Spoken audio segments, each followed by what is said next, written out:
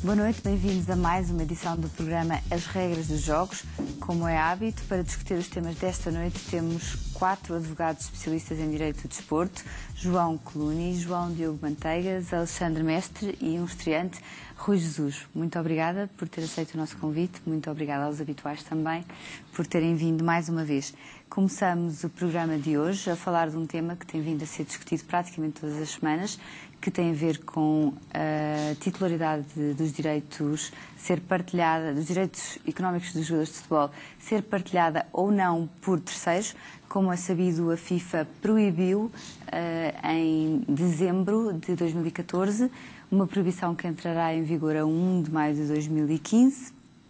Parece que a Liga Portuguesa e a Liga Espanhola apresentaram uma queixa junto da Comissão Europeia por violação da concorrência. Alexandre, parece que nos ouviram aqui há 2 semanas falar sobre este tema, em que tu sugeriste, ou melhor, disseste que querias ver e que estavas na expectativa de saber se alguém ia precisamente apresentar uma queixa dessas. Seria sinal da grande audiência deste programa, mas naturalmente que não terá sido essa sugestão.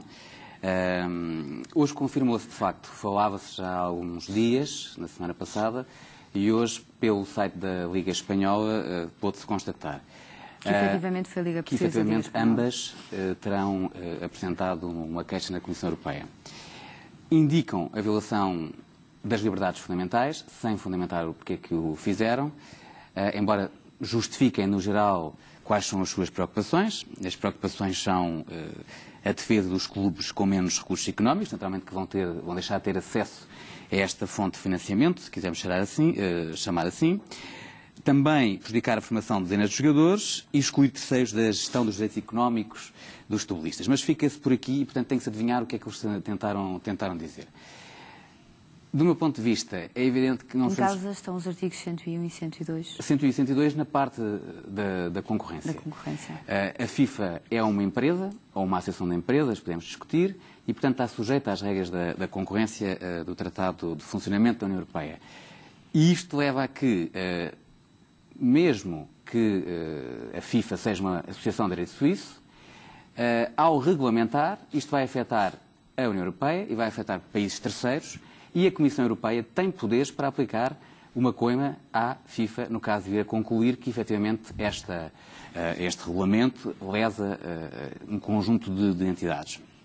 A Microsoft, ela própria, foi objeto de uma sanção da Comissão Europeia. Portanto, em tempos, quando a FIFA dizia quem é a Comissão Europeia para vir, de alguma forma, entrar num universo suíço, isso está fora de questão.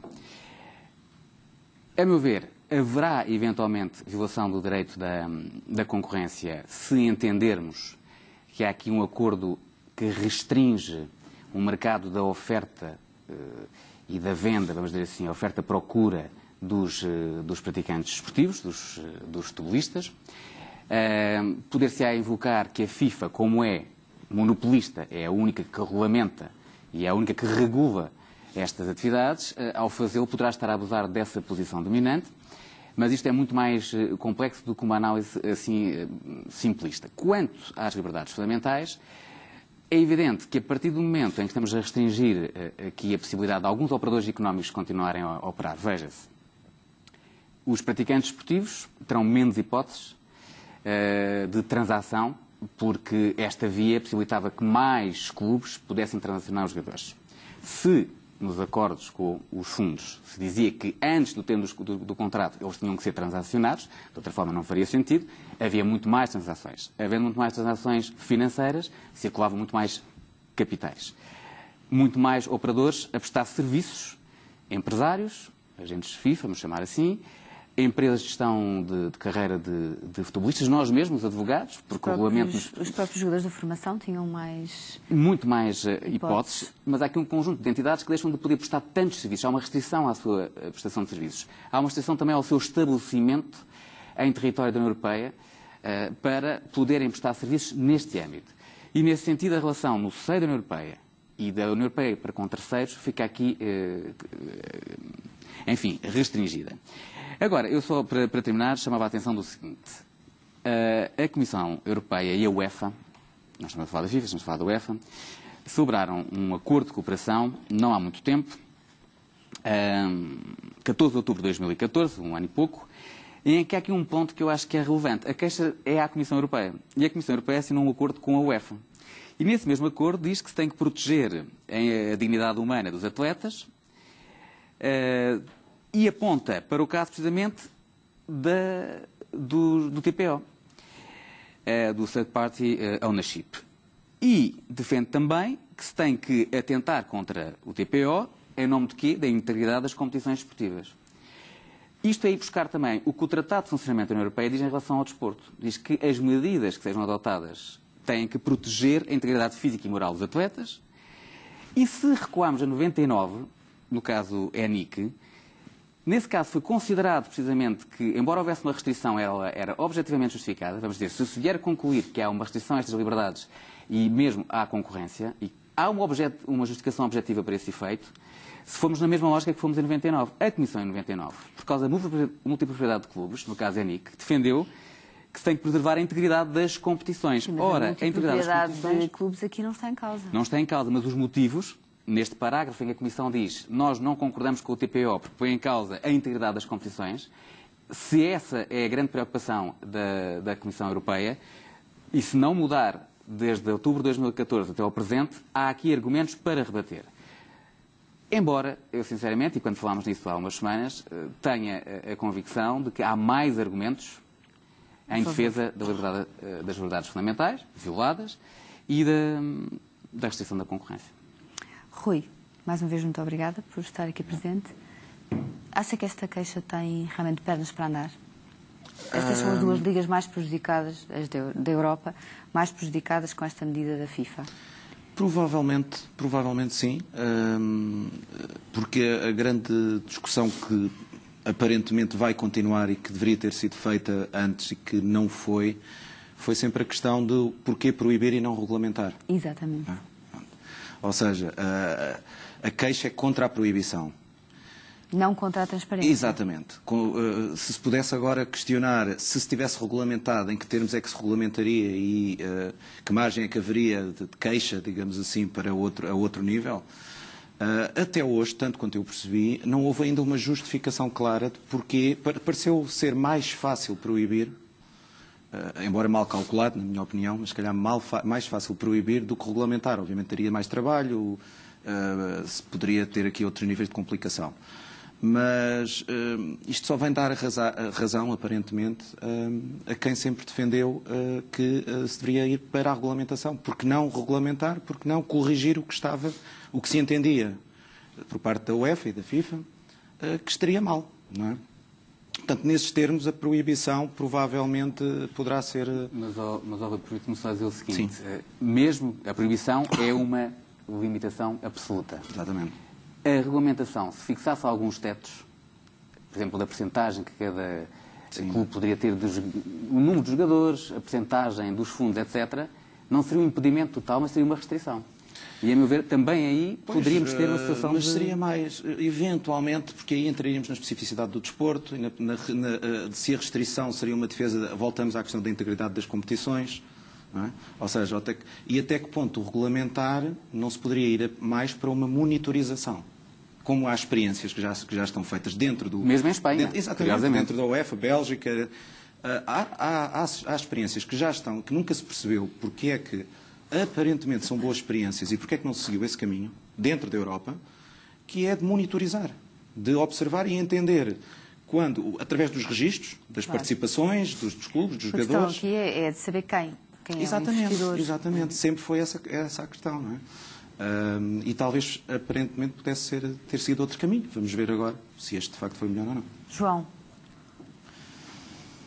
Bom, eu tenho uma opinião diferente, eu tenho uma ideia, já falámos disto aqui várias vezes. Eu acho que isto é uma falsa questão. Eu entendo, até pelo nosso dia-a-dia, que vão haver formas de contornar esta situação. Nós temos essa capacidade, pelo menos sempre, e especificamente até no futebol, dar a volta e contornar este tipo de situações. Isto também tem aqui uma questão que eu entendo que é grave e muito séria.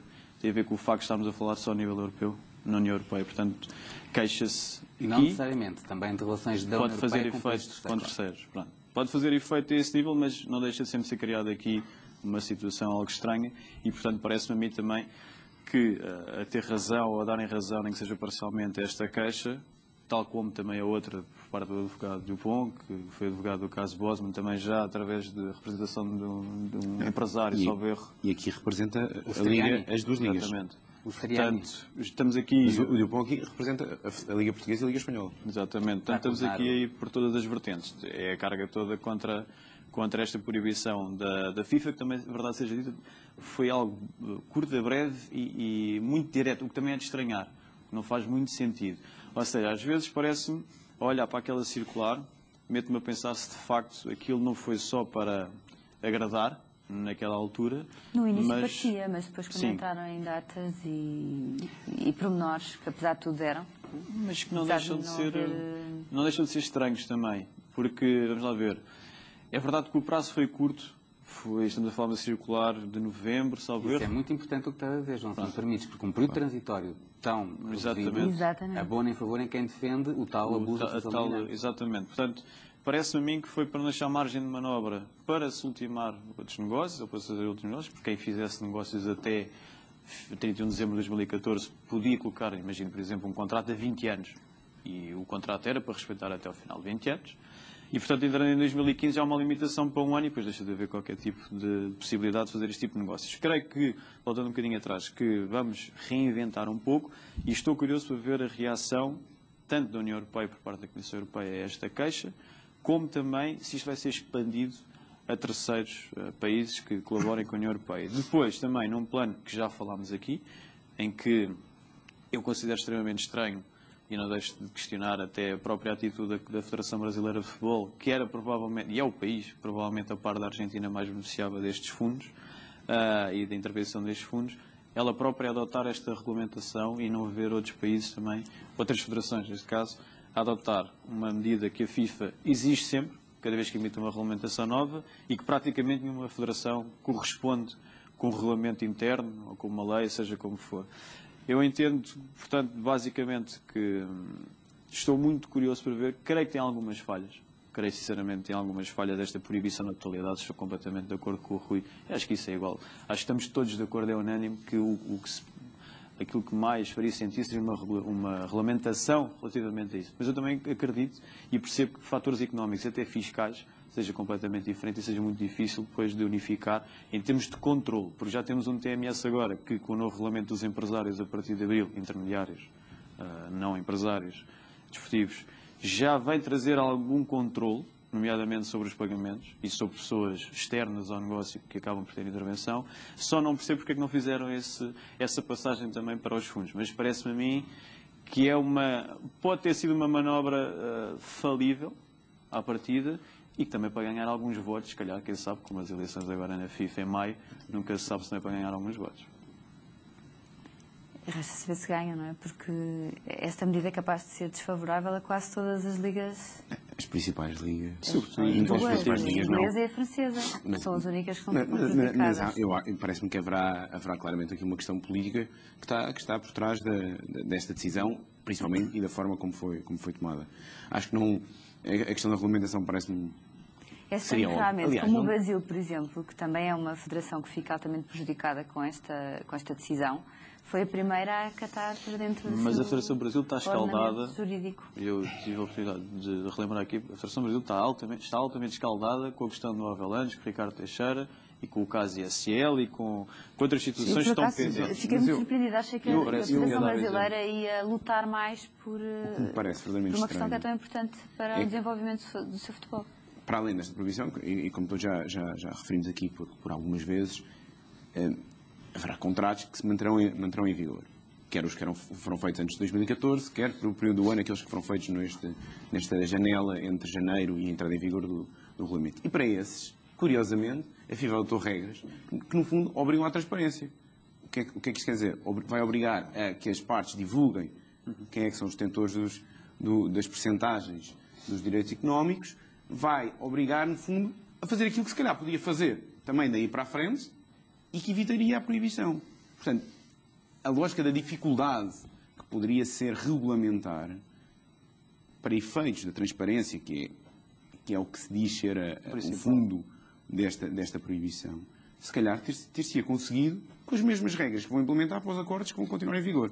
Eu tenho alguma dificuldade em compreender esta proibição, a não ser, como digo, por questões de agenda política, numa altura em que estamos à porta das eleições. É curioso que nesse aspecto, a decisão entre em vigor precisamente no mês em que são celebradas as eleições para a FIFA. Exatamente. E é especialmente estranho quando se discutiu, se falou disto várias vezes, se criaram grupos de trabalho e foi extremamente rápida a decisão de proibir. Não encontro qualquer lógica nisso. Noto que o comunicado que também a Liga Portuguesa fez hoje, que a própria Liga diz, nós entendemos que esta medida viola as regras que já aqui referimos, e diz, o que nós entendemos é que deve ser, e até vou citar, que se tenha que reabrir a discussão sobre a necessária e imperativa regulação.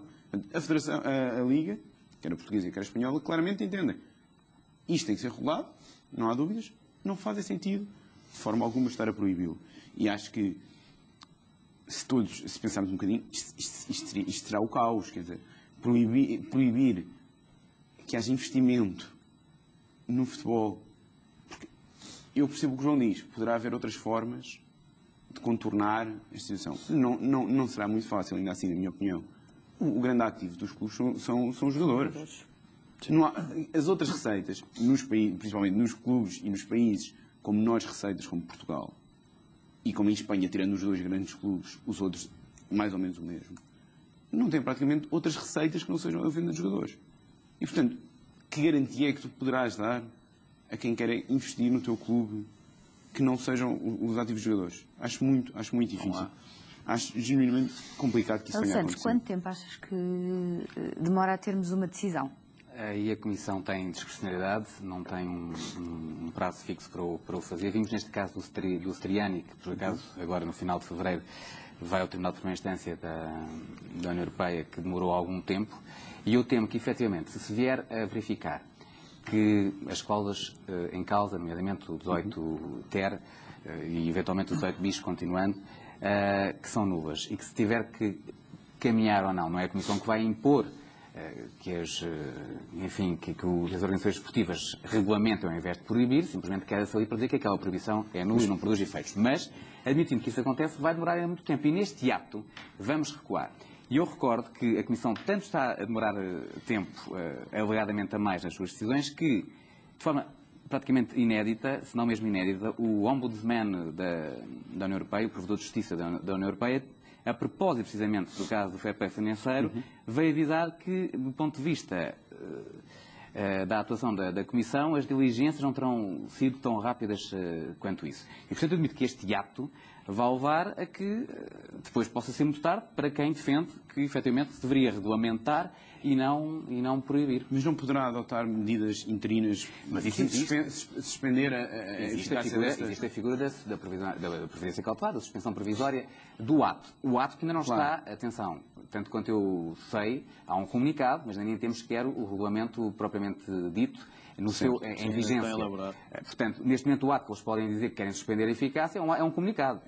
Mas existe essa possibilidade de o fazer junto ao Tribunal-Geral da União Europeia. Existe. Já está previsto para maio. A elaboração ou a publicação desse regulamento. Aliás, nota-se aqui no comunicado da Liga que a Liga faz alguma pressão, dizendo, esperemos que a Comissão decida em tempo. Eu, por acaso, só vi o da espanhol porque me enviaram, não vi o da portuguesa, mas se o diz, esperemos que haja rápido, diz bem, porque efetivamente... As palavras são a Liga Portuguesa e a Liga Espanhola confiam que a Comissão Europeia atua com celeridade, dando início a um processo que imponha à FIFA a anulação da proibição das... Mas só assim é que tem efeito útil. Naturalmente. Claro, impunha-se que fosse até dia 1 de maio. Exato. Pelo menos.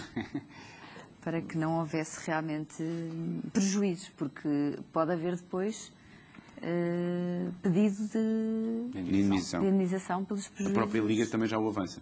Diz que caso não seja, esperemos que seja tomada em tempo útil para minimizar os prejudicados por esta norma que se encontrem na União Europeia e possam reclamar as correspondentes indenizações económicas contra a FIFA. E depois essas indenizações seriam pedidas contra quem? Contra a FIFA ou contra a Comissão Europeia?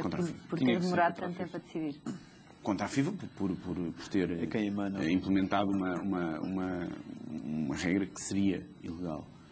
Eu, quanto à Comissão Europeia, acho é um bocadinho quando nós queremos pôr contra o Estado, não há os tribunais não precisam de tempo útil. É possível, mas...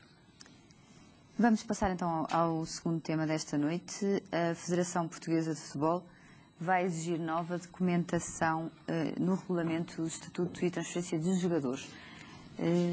Rui, pelos vistos havia jogadores em Portugal que não tinham visto para estar em Portugal? Pelos vistos havia, e muitos, e muitos. Mas isso é algo que aparentemente todas as poucas pessoas sabiam, mas eu sei que muitas pessoas sabiam, já estou a parecer que sei que sabem, mas é uma realidade que veio esta semana ao de cima, porque resultou... Foi feita uma inspeção. Exatamente. A realidade existia, era do conhecimento de todas as pessoas, pelo menos de dos todas as clubes, entidades, clubes, associações, porque são as associações que fazem as inscrições e, por consequência, da Federação. E, portanto, o que se passou é lamentável que, mais uma vez, mas isso acontece muito no futebol português, infelizmente, ou seja, a reação e a correção que se pretende agora é por força de um ato que todos nos questionamos, se não tivesse sucedido, se não tivesse ocorrido tudo continuaria eventualmente. Há aqui a questão... A Federação vem agora dizer que em outubro do ano passado já tinha sido... Eu não tive acesso à ata desse encontro.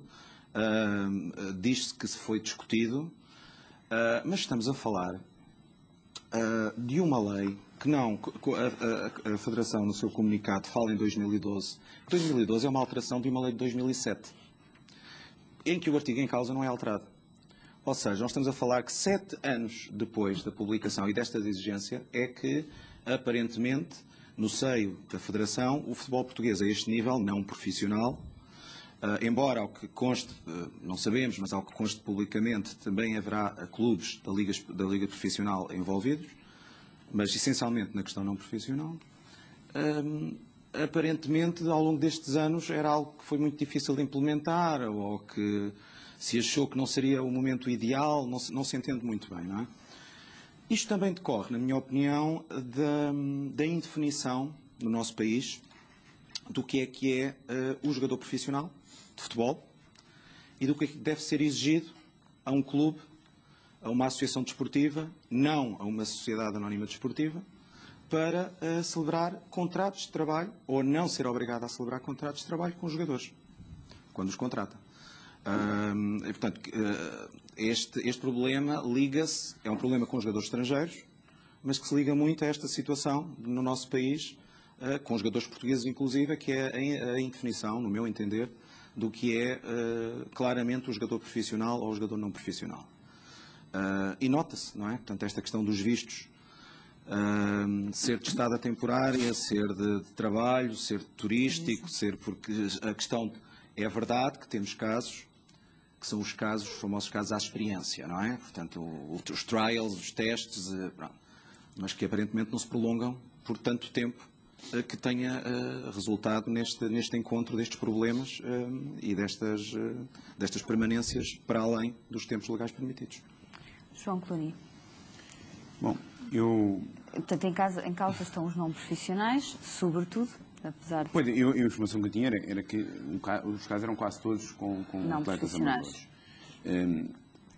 Também vi que a Federação veio afirmar que a medida já estava tomada antes, que não entrou em vigor ainda este ano, entrará em vigor no próximo ano, e daquilo que tive a oportunidade de ler, quer o CEF, quer a Federação, falaram numa atividade conjunta de contínua tentativa de evitar que isto aconteça.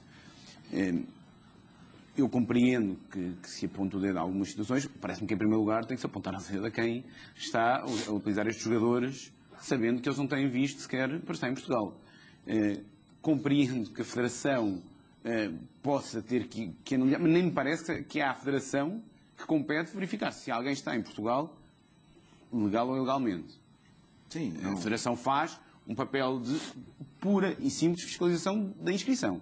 E, portanto, passar para a Federação aquilo que o CEF devia controlar, parece-me que há aqui uma tentativa, embora não tenha visto o CEF atacar a Federação, e aqui fique claro, mas parece-me que há aqui uma tentativa de passar para uma outra entidade o controle de uma situação que não é competência da Federação, verificar quem é que está. A Federação no sentido das associações distritais de futebol, ou seja, assim. parte integrante da Federação, e as associações que recebem as inscrições têm que ter o mínimo, ou existir-se-ia, penso eu, um mínimo de perceber, lá está, temos que ir então à gênese do que é o ato de inscrever um jogador não profissional de futebol. O que é a mera ficha de inscrição, porque não temos contratos, desculpe interromper, mas a questão aqui porque eu também falei essencialmente na Federação, mas é nesse sentido. Concordo contigo, não é no sentido da Federação e entidade, Federação, Direção da Federação, aos serviços da Federação, mas Federação na sua gênese, associações distritais de futebol, que são as entidades em primeira mão que recebem as fichas de inscrição dos jogadores. Tens o exemplo do Campeonato Nacional de Cenas, que é uma competição amadora, para este efeito, onde estão inscritos estes tais jogadores que não têm sequer um visto de estada temporária, quando a lei obriga que tenham um visto de estada temporária para poderem inscrever-se como jogadores. Portanto, ou seja, acabam todos por ter essa competência. É o clube que deve saber que tem que ser apresentado um visto deste género, e é a Federação, quando vai fiscalizar, que também tem que pedir ao clube, e se não tiver, não enregistra. Mas a questão aqui tu nem sequer supostamente podes entrar no país sem estar autorizado para tal. Chamados ilegais. Há aqui um erro base que não se pode esquecer. Nós estamos a tentar passar agora para os órgãos desportivos uma obrigação de fiscalização de um problema que não se consegue resolver a montante, é onde se devia resolver. Claro, o grave aqui, pelo menos para mim, é que estamos a falar de uma lei que é de 2012 e foi com essa revisão de 2012 que veio essa obrigatoriedade, e ainda assim estamos em 2015 e continuamos com este tipo de problemas. Estamos a falar de 100 e tal casos que foram fiscalizados a semana passada, 2 detenções ou 3. Portanto, estamos a falar, na sua maior parte...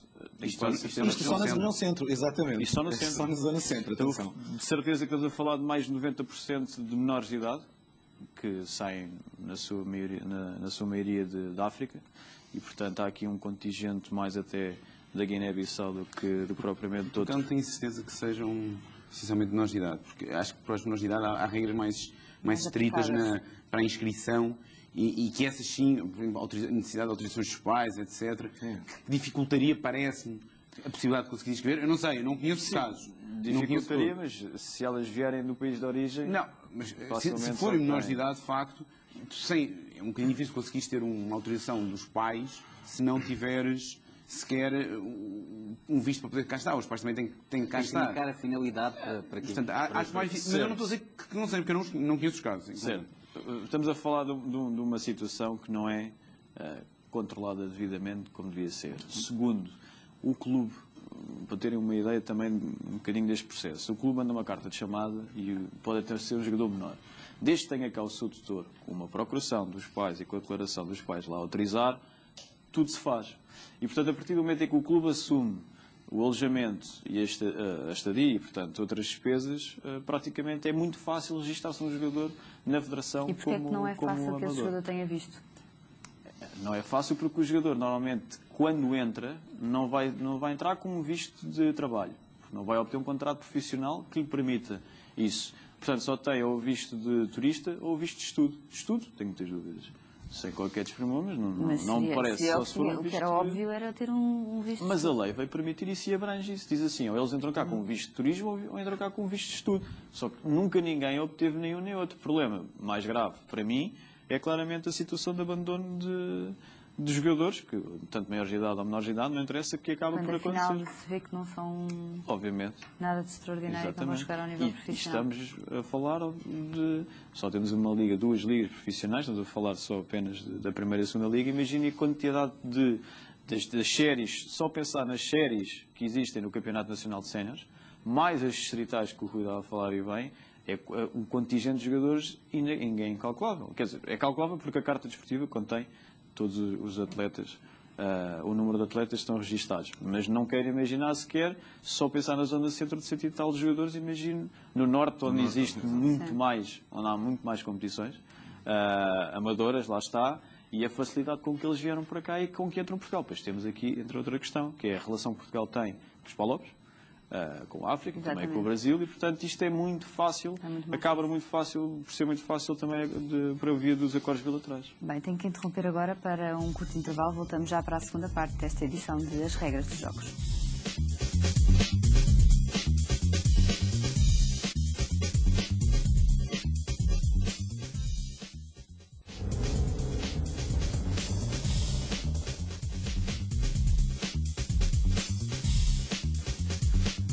Boa noite, bem-vindos à segunda parte do programa As Regras dos Jogos desta noite. Connosco temos, como é hábito, 4 advogados especialistas em Direito do Desporto.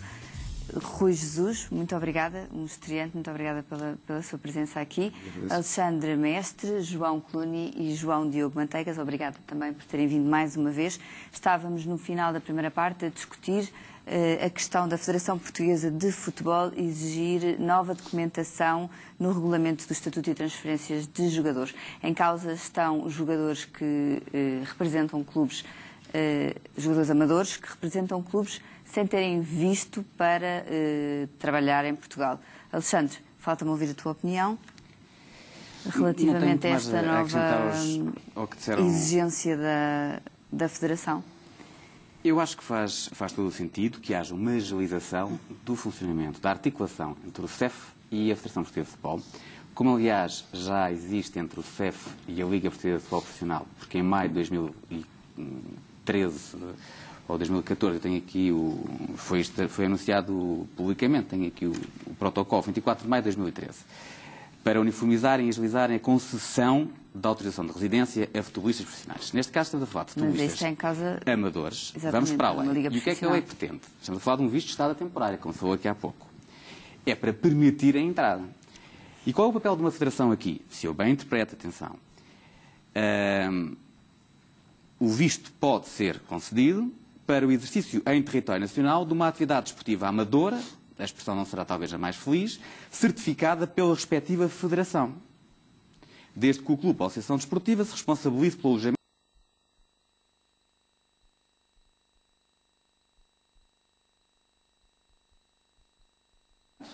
e vai aqui fazê-lo a título amador, não é uma atividade exclusiva ou principal. E, a meu ver, termina aí a principal obrigação, se não a exclusiva obrigação da Federação. E começa a obrigação do CEF. Tanto assim é que o CEF agora, no exercício das suas atribuições e competências, fez a sua inspeção, a sua fiscalização e detectou que eles estavam aqui, em Portugal, não temporariamente, mas de forma definitiva. E se calhar também já não eram verdadeiramente amadores, mas eram profissionais e, portanto, teriam que ter uma autorização de residência para esse mesmo efeito e já com uma promessa de contrato de trabalho ou com um contrato de trabalho. Portanto, aqui, a meu ver, eu não sou advogado de nenhuma defesa da Federação neste caso concreto, mas acho que quer a Federação para este âmbito, quer na Liga para a competição da natureza profissional, a questão está no momento em que chegam, saber qual é a finalidade para que entram no território nacional estes praticantes. Mas não haverá muita facilidade em conseguir um visto em Portugal, mesmo a nível profissional, para jogar? Por exemplo, em Inglaterra, para os jogadores estrangeiros para conseguirem um visto de trabalho para serem jogadores de futebol, é muito complicado. Existem uma série de regras, nomeadamente têm que ser jogadores com qualidade reconhecida, fazer parte das seleções respectivas. Nós temos uma norma nesta mesma lei de 2007, que depois foi revista em 2012, salvo a omissão o artigo 123, que possibilita até nem se cumprir os requisitos da lei para questões de interesse público, nomeadamente de caráter a nível desportivo, que é a lógica inglesa. Precisamente tem de tal forma uma relevância àquele jogador em concreto que nem precisa estar a cumprir a lei. Mas grande parte desta lei resulta de transposição de uma diretiva da União Europeia. É muito mais complicado um jogador conseguir um visto de trabalho para ser jogador de futebol do que aqui. Tem que ter feito parte da seleção nacional no último ano, se não me engano, 6 vezes. Tem que ter sido convocado, senão tem que haver uma junta de propósito para autorizar a chegada do jogador. É o papel, então, desta figura da certificação da Federação, mas, a meu ver, não se pode ir mais longe. O objetivo é proteger o futebol inglês e os jogadores ingleses. Eu percebo, mas não se pode ir mais específico que a lei, não é? Tem muito poucos jogadores ingleses hoje em dia a jogar. As grandes equipas têm muito poucos jogadores ingleses a jogar a titular. E, aliás, mesmo com essas regras apertadas. O problema da seleção inglesa de que se queixam é que, de facto, se aposta muito pouco no jogador inglês, mesmo com essas regras. Agora, eu acho que é para proteger o espetáculo e para fazer deles o campeonato que eu lembro outra vez que estamos a falar num nível distrital e regional. Não tem a ver agora com a questão. Não, é neste sentido. Porque esta questão muito pertinente, e este exemplo inglês muito pertinente, só acrescentar aqui, leva-nos a uma discussão que interessa até às vezes mais ao adepto e ao espectador, que é esta lógica do futebol português. Ou seja, para que é que se quer trazer jogadores brasileiros para o clube regional que está em 10º lugar no Campeonato Nacional de Sénior? Qual é a necessidade? Qual é a necessidade? Ou seja, isto resulta depois também de um investimento dos próprios dirigentes, de uma pretensão em conseguir coisas, se calhar, para os quais não estão preparados, para os quais os clubes não têm estrutura com que lidar. Não têm. Eu não estou a dizer que devessem ter. Mas defina-se claramente, ou devem ter, e têm que ter, porque eu continuo a insistir. A Federação não terá tantas responsabilidades nestes casos porque tem uma explicação limitada. É só o CEF. Então as associações e os clubes, quem os traz? Quem os traz? Porque a lei, muito bem apontada aqui pelo Alexandre, diz que tem que haver uma responsabilização dos clubes por despesas, salvo erro de saúde, ou de Estado, ou de alojamento. Mas os clubes naturalmente. Essa declaração é feita quando? E os clubes responsabilizam-se a que nível? No momento da entrada. Claro. Pronto. Então, e depois, quem é que verifica se de facto, como o João estava a dizer, e bem, que é os problemas, depois os dramas que nós vemos por aí, não é? Infelizmente. Deixa-me introduzir aqui então outra forma de falavas há bocado de fiscalização. Vou dar um exemplo muito prático. A questão do certificado do jogador. Eles já são jogadores de futebol, eles não vêm para cá para jogar pela primeira vez futebol. Alguns, não, os menores, então. Certeza que já vêm de outros clubes, alguém os viu, um olhar qualquer, é fácil metê-los cá, chegam cá. Mas garantidamente já jogavam num clube qualquer e, portanto, têm cadastro desportivo. E, portanto, logo por aí, nós temos aqui à partida, e para não tornar este tema muito complexo, isto é muito simples. A lei diz uma coisa, exige um visto, um mínimo de um visto. Para a entrada. Para a entrada. Claro, para se poder inscrever como jogador de futebol, amador, tem que ter prova desse visto. Se o clube tem responsabilidade ou não, tem toda a responsabilidade. O clube, as pessoas envolvidas, quem trouxe o jogador, não interessa. Mas depois, a Federação, para poder registrar o jogador, se vier do outro lado, se vier de outro clube, mesmo que ninguém saiba que vem, ou cria um certificado novo, que não acredito que faça, porque vai bater que o certificado já existe no país de origem. E, portanto, logo aí, apercebendo-se que vai ter que pedir o certificado à Federação, à sua congênere, seja lá de onde for, já sabe de onde é que ele vem e que vem para jogar. Portanto, logo aí há a partida, automaticamente ou tacitamente, como vocês quiserem, uma necessidade de perceber se ele está cá legal ou ilegalmente. Pode não ser a competência dele, em termos, da Federação neste caso, em termos de cidadania, da competência que está a retirar ao CEF. Mas tem um dever acrescido também de dizer ao clube, não pode inscrever porque falta ter aqui mais qualquer coisa. Porque a lei é clara. Desde 2012 que a lei é clara. Tem que ter qualquer tipo de permissão para estar cá. E não pode inscrever... E tem para estar temporariamente. Certo. Muito bem. Nesse primeiro momento a Federação faz... Mas não pode registrar sem. E quando acabar o visto? É a Federação que lá vai dizer, olha, agora tem que sair? Mas é o que eu estou a Não dizer. tem ser a associação, por exemplo? Eu não vejo que seja competência legal para isso, mas... Não. Competência administrativa ao nível da inscrição e da validade de condição do jogador. Os jogadores são todos os anos inscritos. Então, todos os anos. Certo. Pode ter contrato de 10 anos. Por acaso não pode, que é 8 anos em Portugal, mas pode ter um contrato de 10 anos. Mas todos os anos são inscritos. É que e todos os anos têm que juntar a uma ficha de jogo. Todos os anos têm que pagar a inscrição. Aliás, é aí a maior receita até por parte das associações. Claro. Portanto, há aqui isto é encostar com a barriga. Lamento, mas há quem não faz esse trabalho, tudo bem, ninguém está aqui à procura do verdadeiro responsável. O CEF agora fez, e não tenho a certeza, mas tenho a convicção de que o fez mediante denúncias ou até mediante articulação com os clubes, porventura até com a Federação, com as associações, etc. Isso é que tem que haver, como existe já ao nível das competições na trade profissional, uma agilização do procedimento. Para se saber ter uma base de dados com os estados em quais eles são. Mas se interessa aos clubes das associações que o CEF se aperceba que há jogadores que não têm o visto. Pois, bem colocada essa questão, mas eu vou partir do pressuposto da boa-fé de... Exato, senão, fazer coisas ilegais todos podemos fazer, mas não é que o pressuposto base é o que se pretende. É complicado. Com estes números, João, com estes números é complicado. Ou seja, se estivéssemos a falar de 3 ou 4 casos que foram descobertos isso é que o CEF ali desculpa, por isso é que o CEF tem que fazer o seu papel. Investigar, ponto final. Não compete. E a mim continua a fazer alguma confusão que tenha que ser uma entidade porque o problema disto é não é um jogador, é uma pessoa que está em Portugal ilegalmente. Não é um jogador. Por acaso até joga futebol. Mas é qualquer pessoa que esteja ilegalmente em Portugal. Então, mas para tentar encerrar o assunto a questão é que nas outras profissões, se calhar, não existe esse estado de registro.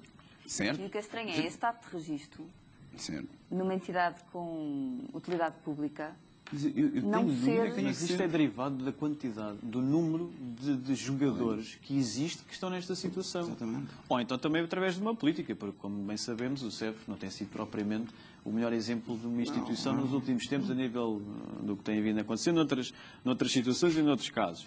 Mas pode ser perfeitamente também uma medida de dar o exemplo, seja lá como for, porque, de facto, há aqui uma enorme probabilidade de se descobrir muito mais do que uma centena de casos destes, mas muito mais. Mas, peço desculpa, em todas as profissões, lá está, eu acho que o Rui assinou um ponto importante, que é, são muitos, espalhados pelo país inteiro, muitas vezes nem temos verdadeiramente a noção de onde é que eles estão, e se menos fossem, menos havia que investigar. E, portanto, se menos fossem, tínhamos aqui duas vantagens. Proteção do jogador nacional, que é uma preocupação atualíssima, e, simultaneamente, menos casos de cidadãos que estão ilegalmente em Portugal. Passamos então para o terceiro tema desta noite. A Federação Japonesa de Futebol despediu o selecionador nacional, o mexicano Javier Aguirre, por estar envolvido em suspeitas de corrupção. Em causa o jogo entre o Saragossa e o Levante, que o Saragossa ganhou por 2-1 em 2011 e que permitiu ao Saragossa, na altura treinado por Aguirre, não descer de divisão. Rui, estávamos a falar há pouco em off sobre este caso. Existe aqui razão para a Federação Japonesa de Futebol poder despedir um treinador, um selecionador? Apenas com base numa suspeição? É difícil dizê-lo com esta distância, porque não sabemos em que condições é que ele foi contratado, não é? Sim, sem vermos o contrato. Que cláusulas de salvaguarda é que uma federação pode colocar neste caso. Mas em termos gerais? Até porque, é assim, a mim interessa-me do ponto de vista, mais do ponto de vista desportivo do que do ponto de vista jurídico, perceber desde logo como é que é possível. Hoje, curiosamente, esta noite, aparentemente iremos ainda falar de mais casos de Espanha, não é? Surpreender-me como é que há 3 anos atrás, em Espanha, ainda se existem casos de manipulação de resultados. É um caso que está em investigação, é um caso que não está, não é? Aliás, agora é precisamente agora durante este mês de fevereiro que se vai começar as audições de uma determinada fase do processo. E, portanto, estamos a falar de tanto quanto, no total, 965 mil euros. É o valor que está em causa, distribuído por vários jogadores do Levante, teriam sido pagos por vários jogadores. De manipulação de resultados. Peço desculpa. Portanto, para manipular... Exatamente. Para permitir que nesse o Saragossa jogo... não descesse. Exatamente, que o Saragossa ganhasse.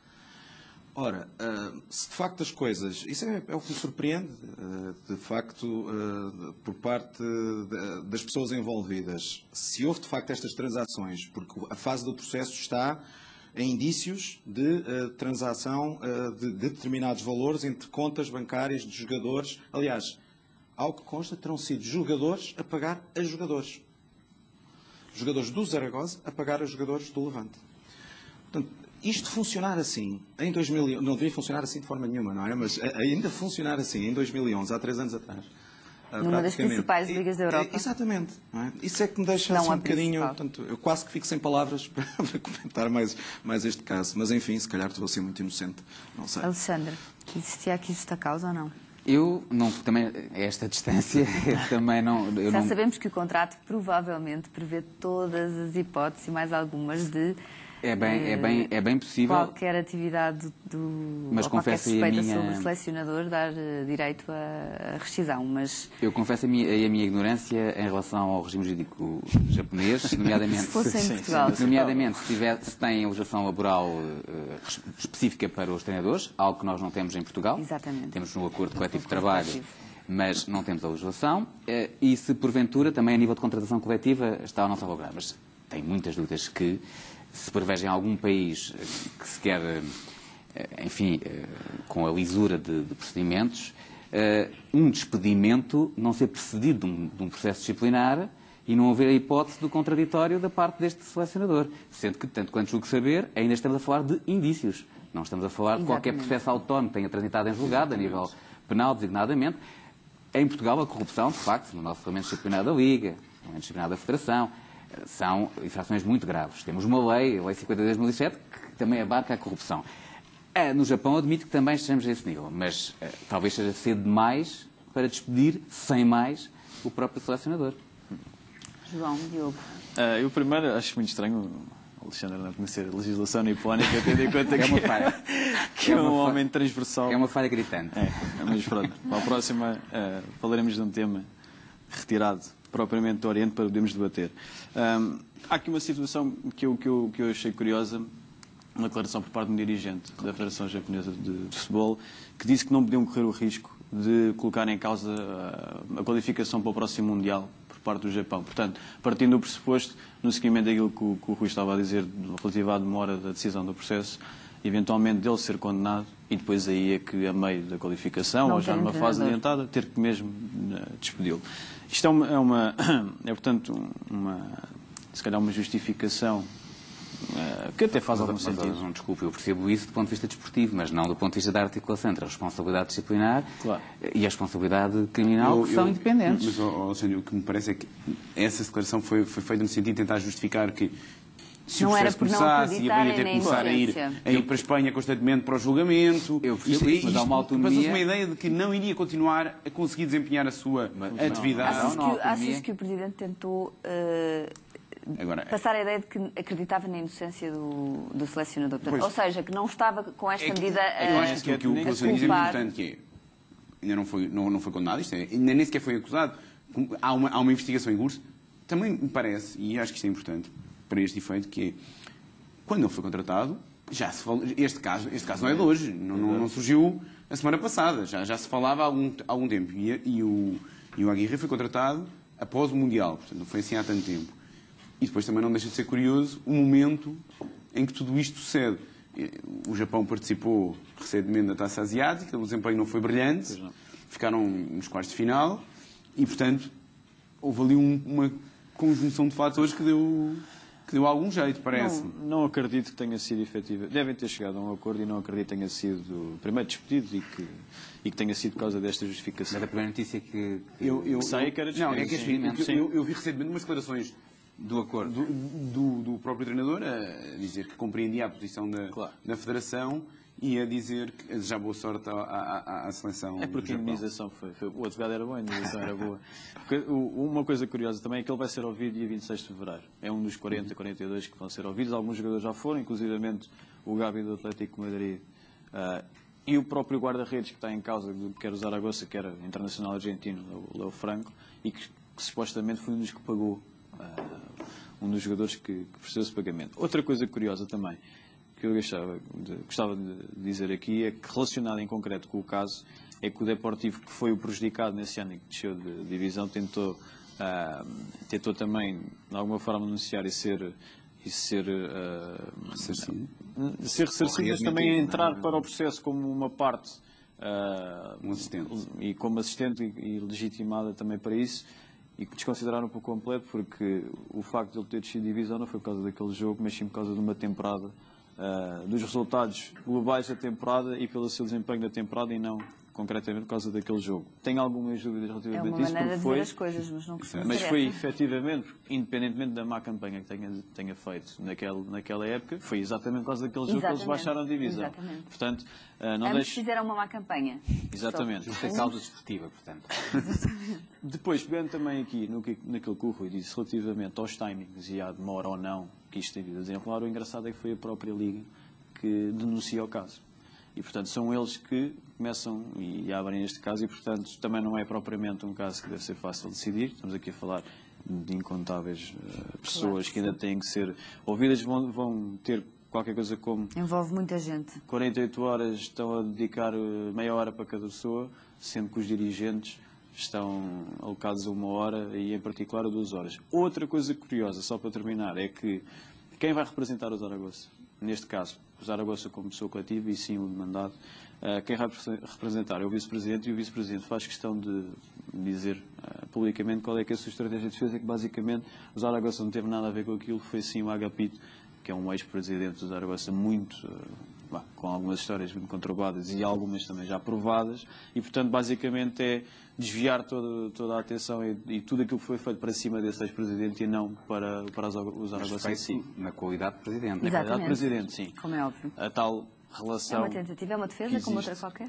Sim, mas quer dizer, provando-se que foi uma medida ou uma decisão por parte dos jogadores, por parte dos seus singulares, ainda que em representação do clube, e estamos a falar de uma competição desportiva e, portanto, vamos ver o que é que Eu queria isto ainda agora dará. ouvir-vos, como falou o Rui, num outro caso de polícia, entre aspas, em Espanha, na Liga Espanhola. O presidente do Barcelona, José Maria Bartomeu, foi acusado de fraude fiscal. Em causa estão 2,8 milhões de euros não declarados a quando da transferência de Neymar para o Barcelona. Rui, estavas a dizer que era incrível que ainda existisse corrupção em 2011. Fraude fiscal de um presidente como... Sim, estava mais a achar curioso clube a Espanha, como porque a própria Federação está neste momento envolvida em Espanha também com problemas com o Conselho Superior de Desporto, Exatamente. por causa da fiscalização Das contas. Portanto, é complicado estar a analisar às vezes estes casos que com um timing de coincidência e contemporâneo muito curioso.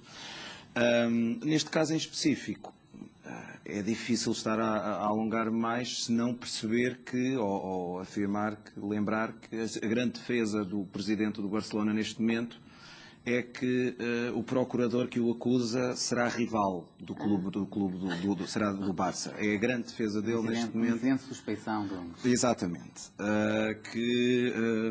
Portanto, quer fazer mal ao Barça. Portanto, o discurso neste momento é um discurso... se o juiz for do Barça é que... Mas é especialmente engraçado quando este presidente legitimidade. começou o seu mandato exatamente a declarar valores completamente diferentes para a transferência do Neymar do que aqueles que o Barcelona tinha declarado. Portanto, não deixa de ser curioso que diga que a culpa é do procurador quando ele próprio assumiu que o Barcelona não tinha dita verdade inicialmente em relação aos valores da transferência do Neymar. E este presidente, o caso agora são 2,8 milhões, mas começou com 12 milhões. Só que 9,3 eram do presidente anterior. Aquilo que há não há uma reflexão destes montantes nas contas do Barcelona. Só que este caso é um caso chegou porque a quantidade de contratos que tiveram que ser celebrados para a transferência do Neymar para o Barcelona é extraordinária. Portanto, mas acho que a divisão até da possibilidade da das acusação... transferências menos transparentes que existiram no futebol atual. Mas vai acabar por ser bastante, porque com mais está a ser investigado. O que é incrível, quer dizer, para o adepto médio, a questão que se ouve e que se coloca é: mas como é que alguém pensou em poder desviar qualquer tipo ou ocultar qualquer tipo de verba num caso desta dimensão? Exatamente. Está debaixo de todos os holofotes. A questão quase de cidadão, não é? Aquela questão básica é como é que é possível? Eu vou ser sincero, eu acho que isto aconteceu por rivalidades internas do próprio Barcelona, porque se não fosse isso...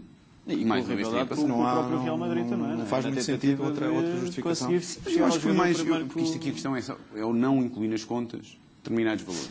Mas separemos as águas. Estavas a dizer uma coisa muito importante ainda agora por causa do anterior presidente.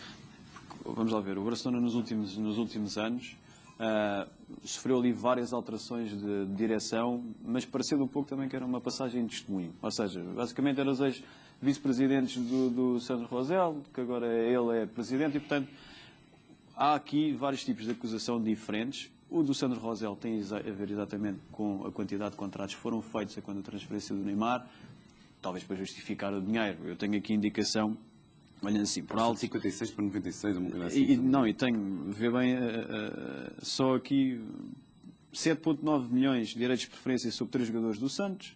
Estamos a falar de 10 milhões como prémio de assinatura de contrato de trabalho e de imagem, 450 mil euros de direitos de imagem, 2 milhões como scouting, ou portanto o olheiro, que é o pai. Eu sempre sei o Euromilhões quando sei filhos destes. E o Neymar não era conhecido antes. Também a gente, olheiro... Não, e só olhando para o pai, e o são 2, estou a falar de 6 milhões para o pai, estou a falar de 2 milhões como olheiro, para o do Barcelona, que foi isso que ele foi já declarar portanto, à agência tributária de Barcelona, e 4 milhões como um contrato de agência, também, de qualquer coisa 10, que é a empresa do pai dele. E estamos a falar depois aqui de 10 milhões, por exemplo, de um contrato de empréstimo que ninguém sabe o que é, e o que é que acontece? Isto relacionado com o Sandro Rosell, portanto, com o ex-presidente do Barcelona, que está com este processo pendente. Agora, o curioso é que este Presidente, o Bartomeu, o ano passado, na qualidade de Presidente, lá está, como pessoa quem avaliza e quem assina, tem que alterou por completo as circunstâncias todas do contrato. E aí houve uma diferença em termos de fiscalização, em termos de efeito fiscal, e é aí que agora as finanças caem em cima e querem reaver o dinheiro. Portanto, havendo alteração, vão buscar nova tributação. O que é engraçado é que a maior parte destes crimes cabeludos são apanhados pelas finanças, não são pelas autoridades. Voltamos à temática da fiscalização, pelas entidades que o devem fazer. Mas, de facto, eu estava aqui a pensar... Sim, mas as entidades criminais, não é? A polícia mas isso normalmente geral são sempre coadjuvadas, mas normalmente são sempre coadjuvadas pelas autoridades tributárias. Em Portugal passa exatamente o mesmo. Neste tipo de processo, o Ministério Público, obviamente, é o titular, mas trabalha em cooperação direta com a autoridade tributária, que é quem faz, no fundo, a investigação financeira e é quem tem mais competência para isso. Conta é quando o dinheirinho não chega ao Estado, não é? É assim. Quando se comparam as declarações e não existe. Pronto, ficamos hoje por aqui. Voltamos para a semana para debater mais temas. Espero que não relacionados com corrupção, que nunca são bom sinal. Voltamos para a semana, como disse. Muito obrigada aos meus convidados mais uma vez por terem vindo. Boa noite.